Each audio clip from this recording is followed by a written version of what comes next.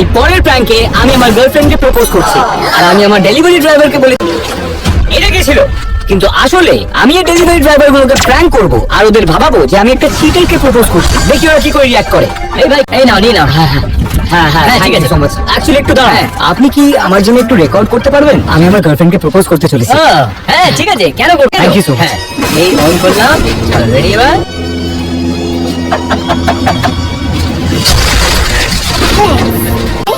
এর আগে প্রচুর মহিলা আমাকে অসম্মান করেছে, কিন্তু তুই আমাকে খুব সুরক্ষিত অনুভব করিয়েছিস। আমি তোকে জানাতে চাই যে তুই কতটা গুরুত্বপূর্ণ একটা ব্যক্তি আমার জীবনে, যাকে আমি ভীষণভাবে ভরসা করি, কারণ আমি জানি তুই আমার উপরে কখনো চিট করবি না। ক্যাট, তুই কি আমায় নিশ্চয়ই। তুমি সব তুলেছো তো? হ্যাঁ আমি করে দিয়েছি, তুমি একবার এসে দেখে নিও।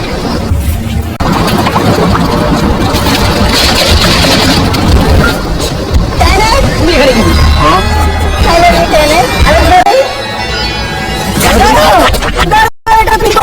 তুমি আগের সপ্তাহে আমাকে রিং পড়িয়েছিলে। এটা আবার কে? আমি জানি আমি না। কিস করছি, কে এটা? তুমি মিথ্যা পারো। শোন কি করছিস তুই এখানে? আরে এরা আবার কে? তুই কি আমার চ্যানেলের সাথে চিট করছিস? না, তোমরা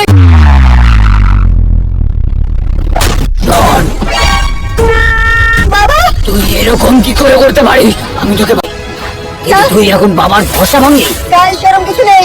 তুমি ভাবলে তুমি সবার সাথে থাকতে পারবে? Cheater cheater cheater.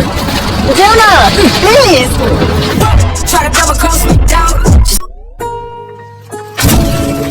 আজ রাতে কি তোমার কোনো প্ল্যান আছে? আমি ব্যস্ত। হতে পারে। হয়তো একদিন সন্ধ্যার ভালোবাসা পেয়ে